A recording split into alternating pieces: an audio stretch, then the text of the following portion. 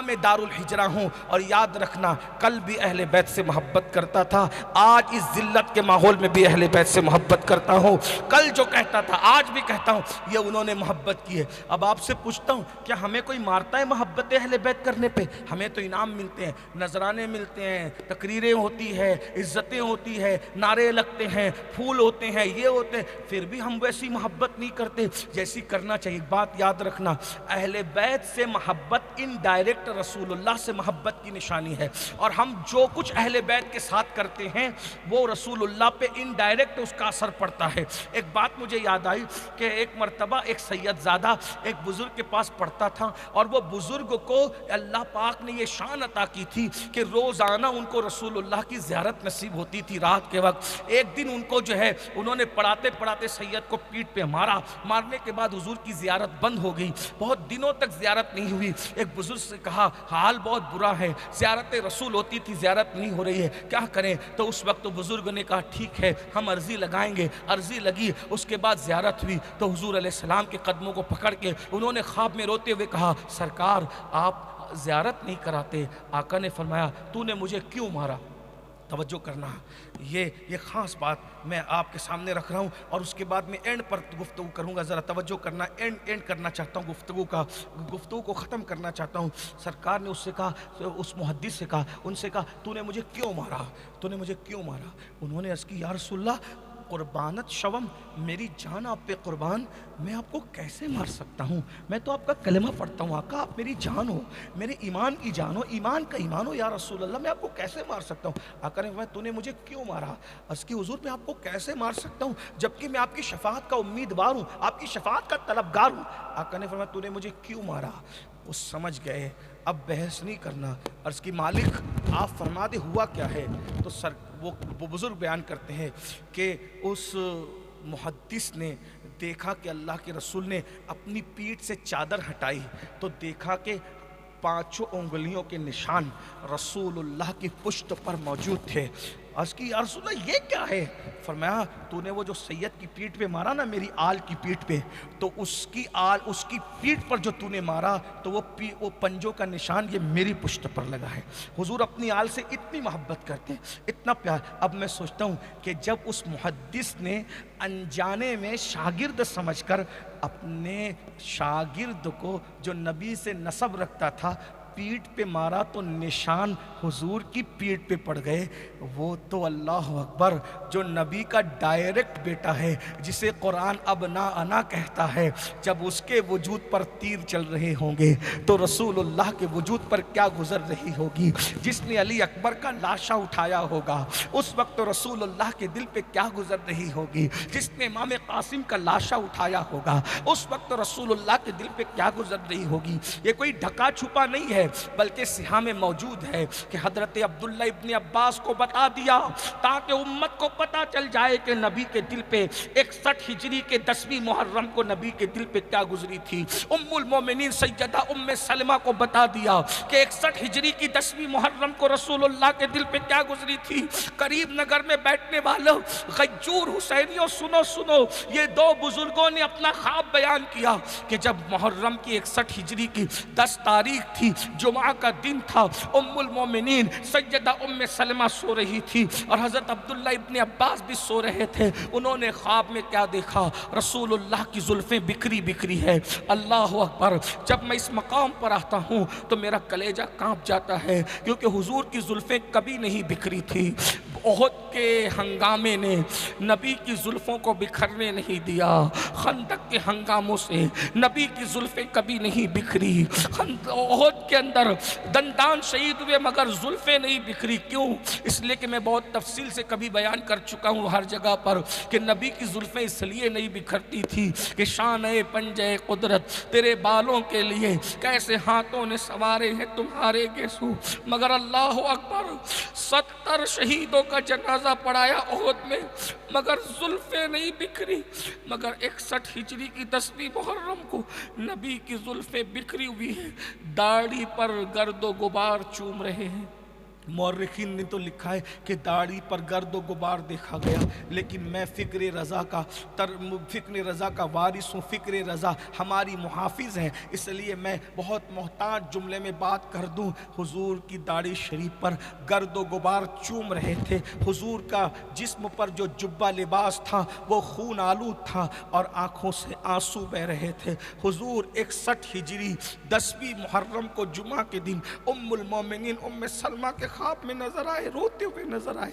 हज़रत इब्न अब्बास के ख्वाब में रोते हुए नजर आए और कहते हैं, ये दोनों कहते हैं दोनों का ख्वाब बिल्कुल सेम है। और अगर कोई कहता है ये तो ख्वाब है, याद रखना नबी का ख्वाब वही होता है। सहाबी ख्वाब बयान कर दे तो वो हदीस के ज़ुमरों में आती है, इसलिए याद रखना। शीशी एक बोतल थी जो रसूलुल्लाह के हाथ में थी और हुजूर अलैहिस्सलात व तस्लीम की ये कैफियत देखी तो दोनों ने अलग अलग ख्वाब देखा। दोनों का ख्वाब मिक्स करके बयान कर रहा हूँ। अर्ज़ किया, या रसूल अल्लाह कुर्बानत शवम, आका हम आप पर कुर्बान हो जाएं, हमारी जान आप पे कुर्बान हो जाए।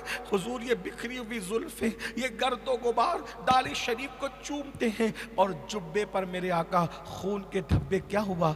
आका ने फरमाया, अभी अभी हुसैन की कत्लगाह से आ रहा हूँ, मेरा बेटा हुसैन करबला में शहीद हो गया। सुबह से लेकर अब तक मैं अपने बेटे हुसैन और उसकी औलाद व आवान व अंसार का खून इस बोतल में जमा कर रहा था।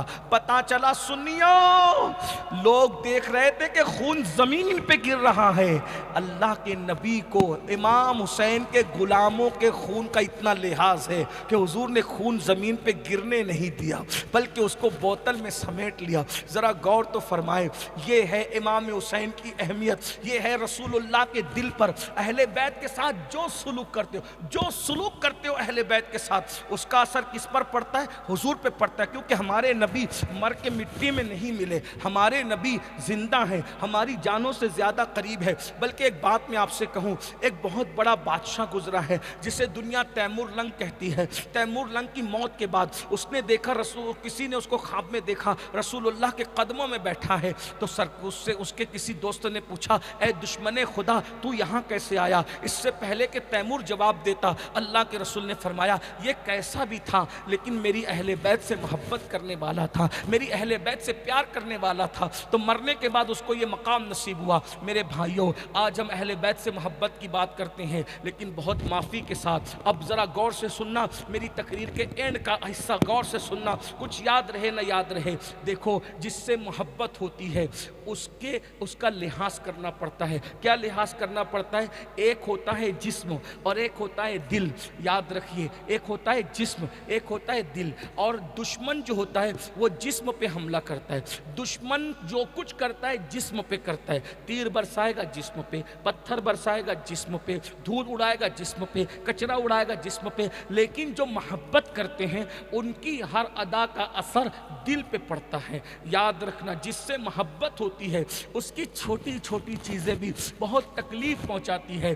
जयपुर के गज्जूर मुसलमानों, ऐ मेरी कौम के जवानों, हमें तुम पे फ़ख्र है कि तुम हुसैनी हो। लेकिन एक बात कहता हूँ, जब तुम मोहब्बत करते हो इमाम हुसैन से, तो बताओ, इमाम हुसैन से पूछो, इमाम मदीने में तो आपके बड़े जलवे थे, मदीने वाले लोग आपके आगे हाथ बांध के खड़े रहते थे, मदीने वाले आपको अपने जमगटे में रखते थे। हज़रत सैयदुना अमीर माविया रदी अल्लाह ताला अन्हु से एक मरतबा किसी ने पूछा कि मैं मदीने मुनव्वरा जा रहा हूँ, मैं मदीने मुनव्वरा जा रहा हूँ, मैंने कभी इमाम हुसैन से मुलाकात नहीं की है, आप मुझे बताएं कि अगर मैं मदीने जाऊँ तो मैं पहचानूंगा कैसे कि हुसैन कौन है? तो हज़रत अमीर माविया कहते हैं, जब मदीने जाओ तो जो सबसे खूबसूरत इंसान नज़र आए, पहली निशानी सबसे खूबसूरत वही हुसैन होंगे। नंबर 2, अहले मदीना सबसे ज़्यादा जिसका अदब करते होंगे वो हुसैन होंगे। उनके इर्द गिर्द गुलामों का जमगटा लगा होगा,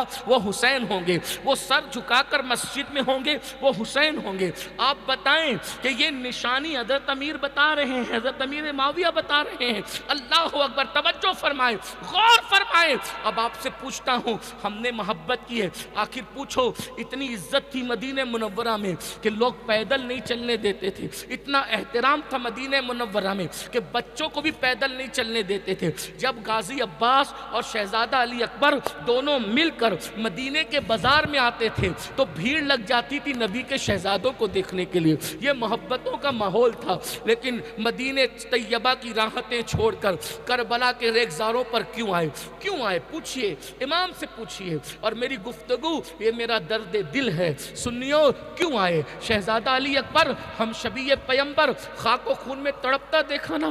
آپ کو پتا ہے حسین ابن نمیر، سوات سے حسین ابن نمیر وہ بندہ قاتل ہے حضرت سیدنا شہزادہ امام علی اکبر کا۔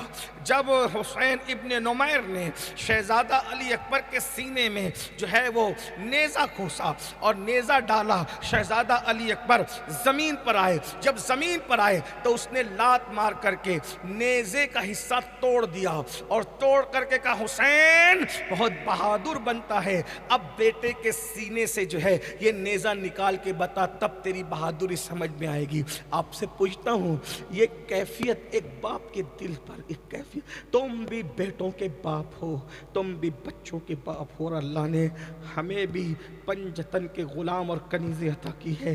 بچے اگر تیز رفتاری کے ساتھ بائک بھگا کر نکل جائیں تو ہمارا دل دھک دھک کرتا ہے۔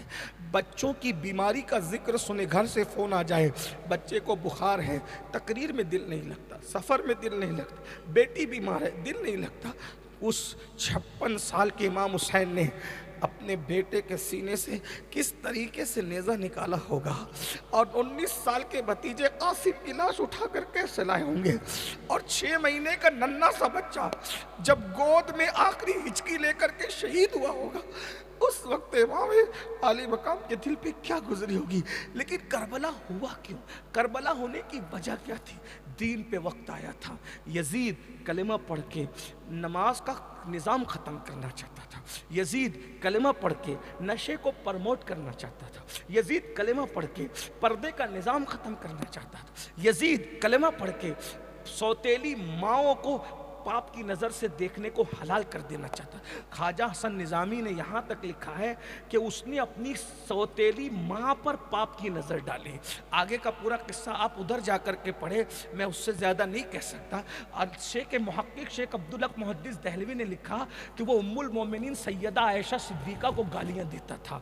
ام المومنین جس کے بستر پہ قرآن نازل ہوتا تھا، وہ ام المومنین جو ایسی طیبہ اور طاہرہ ہے کہ جس کی عظمت میں اللہ نے سورہ نور کی 18 آیتوں کو نازل فرمایا، وہ ام المومنین کو وہ گالیاں دیتا تھا۔ جو گالی دیا تھا وہ گالی میں نقل نہیں کرتا، میری عظیم ماں، عظمت والی ماں، مفتی 4 ملت، میرے رسول کی آنکھوں کی ٹھنڈک، محبوبہ محبوب رب العالمین، میں کیا کروں، اتنا گندا اور ناپاک تھا۔ اس کا مطلب یہ کل ملا کر جو آج سب کچھ ہمارے معاشرے میں، مسلمانوں کے معاشرے میں جو کچھ ننگا ناچ ہو رہا ہے، یہی یزید کا خواب تھا۔ یزید وہی معاشرہ بنانا چاہتا تھا جو آج ہمارے معاشرے میں ہے۔ کلمہ تو ہو، پردہ نہ ہو، کلمہ تو ہو، نماز نہ ہو، کلمہ تو ہو، تلاوت قرآن نہ ہو، کلمہ تو ہو، نشہ ہو، کلمہ تو ہو، پاپ ہو، کلمہ تو ہو، زنا ہو، کلمہ تو ہو، لڑکوں کے ساتھ بدکاریاں ہوں، بدفعلیاں ہوں۔ اللہ اکبر، یہ سب یزید کے دیکھے ہوئے خواب تھے۔ امام حسین اس کے خلاف کھڑے ہوئے اور کھڑے ہو کر کہا، تیرے ہر خواب کو چکنا چور کر دوں گا، میں اپنا گھر چھوڑوں گا لیکن شریعت بچاؤں گا۔ علی اکبر خاک و خون میں تڑپتے رہیں گے، یہ منظر دیکھ لوں گا لیکن نظام نماز کو تڑپتا ہوا نہیں دیکھوں گا۔ قاسم کو خاک و خون میں تڑپتے ہوئے دیکھ لوں گا لیکن پردے کے نظام کو میں کبھی تار تار ہونے نہیں دوں گا۔ میرے گھر کی بیٹیوں کی چادریں چھینی جائے گی، میں اس کو، اللہ اکبر، اس صدمے کو سہ لوں گا لیکن قیامت تک کی بیٹیوں کو پردے کا نظام دینا چاہوں گا۔ اب آپ سے پوچھتا ہوں، اس جنگ میں ہم کس کے ساتھ کھڑے ہیں؟ اس جنگ میں کس کے ساتھ کھڑے ہیں؟ میں پوچھنا چاہتا ہوں، میرے کہنے پر تم بارش ہونے کے بعد بھی میدان چھوڑ کے نہیں گئے۔ اللہ اکبر، میں نے تمہیں جذبات میں لا کر کے کہا نا حسینی ہو، تو بولو میرے کہنے پر تم رکے ٹکے، کوئی نہیں گیا؟ کیا الصلاۃ خیر من النوم سن کر ایسے ہی جذبات کے ساتھ مسجد بھی جاتے ہو؟ مسجد ویران ہے اور دشمن تو تیر چلانے کے لیے ہوتا ہے، لیکن دوست تو مرہم رکھنے کے لیے ہوتا ہے۔ ہمارے اعمال امام حسین پر یزیدی تیر سے کم نہیں ہے، بلکہ یزیدی تیر امام حسین کے دل کو چھلنی کر رہے تھے، امام حسین کے جسم کو چھلنی کر رہے تھے یزیدی تیر، اور ہمارے گناہ کے اعمال امام حسین کے دل کو چھلنی کر رہے ہیں۔ قبر میں جانے کے بعد یزید تو امام حسین کو تکلیف نہ پہنچا سکا، لیکن قبر انور میں رہتے ہوئے بھی آپ اپنے امام کو تکلیف پہنچا رہے ہو۔ سوچو، جب تم کسی لڑکی کے گلے میں ہاتھ ڈال کر زنا کا پلان بناتے ہو تو اس وقت امام حسین اور ان کے نانا کے دل پہ کیا گزرتی ہوگی؟ جن کا مر گیا وہ ماتمی لوگ ہیں، ہمارے حسین تو زندہ ہے، ہمارے عقیدے میں امام حسین زندہ ہے، لوگ ہمیں گالی دے، ہمارے پاس ثبوت موجود ہے۔ وَلَا تَقُولُوا لِمَنْ يُقْتَلُ فِي سَبِيلِ اللَّهِ أَمْوَاتٌ بَلْ أَحْيَاءٌ وَلَكِنْ لَا تَشْعُرُونَ۔ جو اللہ کی راہ میں مارے جائیں انہیں مردہ نہ کہو، وہ زندہ ہیں، بلکہ ایک مقام پر فرمایا کہ ان کو مردہ گمان بھی مت کرو، ان کو مردہ گمان بھی مت، مردہ کہنا تو دور کی بات، مردہ تم سوچ بھی نہیں سکتے، وہ زندہ ہیں۔ اور ایک بات بتاؤں، امام حسین یقیناً زندہ ہیں، وہ ہمیں اللہ کی عطا سے دیکھتے ہیں، وہ ہمیں سنتے ہیں۔ ہاں، اگر کسی کو یقین نہیں آتا تو میں قرآن پیش کر دوں اس کے سامنے۔ جب سلیمان علیہ السلام کو ایک چونٹی 3 میل کے فاصلے سے دیکھ سکتی ہے اور ان کو سن سکتی ہے، وہ اللہ جو چونٹی کو سننے اور دیکھنے کی اتنی طاقت دے تو وہ جو نبی کا بیٹا ہے اللہ نے اس کو کتنی طاقت دی ہوگی، اللہ نے ان کو کتنی قوت دی ہوگی۔ لیکن بس اتنا کہنا چاہتا ہوں درد دل کے طور پر، میرے بھائیوں بتاؤ، کیا آج مسلمان کے 16 17 سال کے لڑکے اور لڑکیاں زنا اور بدکاری کی طرف نہیں جا رہے ہیں؟ کیا تم نے یہ نہیں سنا رسول اللہ کی زبانی کہ جو زنا کرتا ہے اس کے سینے سے ایمان ایسے نکل جاتا ہے جیسے کپڑے اتارنے والے کے کپڑے نکل جاتے ہیں، اور چھتری کی طرح سایہ فگن ہو جاتا ہے۔ آج لڑکیوں کو پاپ کی نظروں سے دیکھا جا رہا ہے۔ کیا آپ نے اپنے بزرگوں کا قول نہیں سنا؟ جو عورتوں کو پاپ کی نظر سے دیکھے گا مرتے وقت اس کی زبان پہ کلمہ نہیں آئے گا۔ آج ہماری 90% آبادی بے نمازی ہے، جمعہ کی 2 رکعت پڑھنے کے لیے جاتے ہیں اور 2 رکعت پڑھ کے بھاگ کر آ جاتے ہیں، 5 وقت نہیں پڑھتے۔ حسینی ہے، امام حسین نے تو کربلا میں آخری سجدہ کیا۔ امام حسین نے، میں تو حیران ہوں، ہندو مسلم سکھ عیسائی پارسی اور جو ہے وہ شیعہ سنی وہابی جس نے بھی امام حسین کی زندگی لکھی سب نے یہی لکھا کہ امام حسین میدان کربلا میں حالت سجدہ میں شہید ہوئے۔ امام نے سر سجدے میں رکھا، نماز میں تھے، اور نماز میں ایک حکمت یہ بھی تھی کہ حسین وہ بہادر تھے کہ اس بہادر کو نماز کے علاوہ شہید کیا نہیں جا سکتا تھا۔ کربلا ختم ہونا تھا نا، تو کہیں نہ کہیں اپنے آپ کو سرنڈر کرنا تھا۔ توجہ، اس لیے کہ حسین تو شہید ہونے کے لیے پیدا ہوئے تھے، شہید شہادت کے لیے پیدا ہوئے تھے مولا حسین، کیونکہ جس دن ولادت ہوئی اسی دن نبی نے شہادت بیان کر دی تھی۔ تو حسین پاک تو شہید ہونے کے لیے ہی پیدا ہوئے تھے۔ اب اگر لڑتے رہتے تو شہید نہ ہوتے، شہید ہونے کے لیے سرنڈر کرنا تھا۔ اگر یزیدیوں کے سامنے سرنڈر ہو جاتے تو مقصد ختم ہو جاتا، تو پھر شہید بھی ہونا ہے، سرنڈر بھی ہونا ہے، تو یزیدیوں کے سامنے نہیں، وحدہ لا شریک کے سامنے سر رکھ کر کے امام نے اپنے آپ کو اللہ کے سپرد کر دیا اور بتا دیا کہ میری اور میرے لوگوں کی پہچان نہ ڈھول ہے، نہ تاشا ہے، نہ ناچ ہے، نہ گانا ہے، نہ ماتم ہے، نہ بال نوچنا ہے، نہ چہرے پہ تماچے مارنا ہے۔ ہماری نشانی سجدہ ہے، جو سجدہ کرے گا وہ میرا ہے، جو سجدہ نہیں کرے گا وہ میرا نہیں ہے۔ اب بتاؤ آپ کس کے ساتھ ہو؟ اللہ کے رسول علیہ السلام نے فرمایا، میں تو حیران ہوں میری قوم کب سمجھے گی؟ اللہ کے رسول فرماتے ہیں، اے ابو ہریرہ، جو نماز نہیں پڑھتا اس کو صدقہ اور زکوٰۃ بھی مت دیا کرو۔ جو نماز نہیں پڑھتا اس کے ساتھ اٹھا بیٹھا مت کرو، کیونکہ اس پہ آسمان سے لعنت اترتی ہے۔ اور سابقہ کتب میں لکھا ہے کہ بے نمازی جب رستہ چلتا ہے تو کیڑے مکوڑے اللہ سے کہتے اللہ ہمیں حکم دے اس بے نمازی غدار کو ہم ختم کر دیں۔ زمین کہتی ہے مجھے حکم دے کہ میں اپنے اندر اس کو دھسا لوں۔ اللہ فرماتا ہے اگر مجھے اپنی رحمت کا خیال نہ ہوتا تو میں اس پہ بھی لعنت کرتا، اس کی 7 پشتوں پہ لعنت کرتا۔ یہ ہے بے نمازی۔ بے نمازی کو کہاں امان ملے گی؟ آج مسلمان کہتے ہیں پریشان ہے، بیٹی کو رشتے نہیں آتے، روزی کا مسئلہ، سب کہتے ہیں اب مسئلہ کیسے حل کرنا چاہتے ہو؟ تعویذ دو، دعا کرو۔ علماء موجود ہیں، میں تمہیں نا امید کرنے نہیں آیا۔ آپ نماز چھوڑ کر کسی سے بھی دعا کرائیے، آپ کو کسی کی دعا کی برکت نہیں ملے گی۔ علماء موجود ہے کیونکہ حدیث ہے، صحیح ستہ کی حدیث ہے۔ آقا فرماتے ہیں کہ جو نماز چھوڑ دیتا ہے اللہ صالحین کی دعا سے اس کا حصہ ختم کر دیتا ہے۔ نماز چھوڑنے والے کو صالحین کی دعا میں کوئی حصہ نہیں ملتا۔ پھر آپ کیا کہتے ہو؟ پیر صاحب کی دعا میں اثر نہیں ہے۔ او اس کی دعا میں اثر ہے، تو اس کا اہل نہیں ہے۔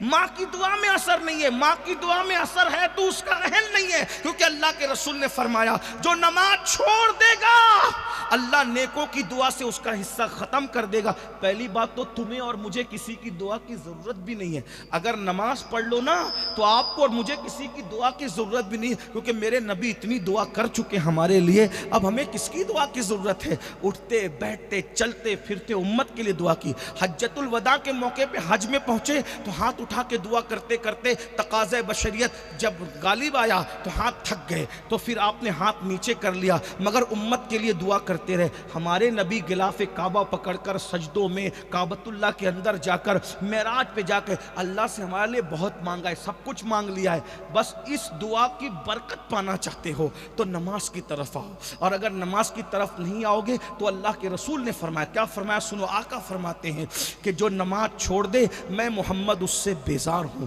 قیامت کے دن اس کا میرا کوئی وعدہ نہیں ہے، اس کے لیے میرا کوئی وعدہ نہیں ہے۔ میں اس بات پر آتا ہوں تو اپنے جوانوں سے کہتا ہوں اگر مجھے یہ پتا چل جاتا، جے پور کے لوگ یا سنی لوگ یا مسلمان مجھ سے کہتے کہ امین القادری تو ہم ایک ایک کے پیر کو پکڑ کر بول کہ ہم نمازی بن جائیں تو ہم نمازی بن جائیں گے، تو میں ایک ایک کے پیر پکڑ کے کہہ لیتا کہ نمازی بن جاؤ۔ وجہ بتاؤں؟ کیونکہ مجھے پتا ہے ہم نے جو روایتیں پڑھی ہے بزرگوں سے سنی ہے اس میں یہ آیا ہے کہ مولا علی نے فتویٰ دیا بے نمازی کافر، فاروق اعظم کا فتویٰ ہے بے نمازی کافر، عبداللہ ابن مسعود کا فتویٰ ہے بے نمازی کافر۔ اسی طرح سیدی اعلیٰ حضرت نے 100 زائد سے زیادہ صحابہ کا تذکرہ لکھا کہ 100 سے زائد صحابہ نے فتویٰ دیا کہ بے نمازی کافر، لیکن چونکہ ہم حنفی ہونے کی وجہ سے اس میں تعویل کرتے ہیں، ہم ڈائریکٹ بے نمازی کو کافر نہیں کہتے، لیکن علماء سے پوچھو اللہ کے رسول فرماتے ہیں، آپ کہتے ہیں نا ہم سنی ہیں ہم حسینی ہم جنت میں جائیں گے، میں نے کہا کیسے جاؤ گے نماز چھوڑ کر، کیونکہ یہ حدیث صحیح ہے، اللہ کے رسول فرماتے ہیں جس نے جان بوجھ کر ایک وقت کی نماز چھوڑ دی اس کا نام جہنم کے دروازے پہ لکھ دیا جاتا ہے، اور جس کا نام جہنم کے دروازے پہ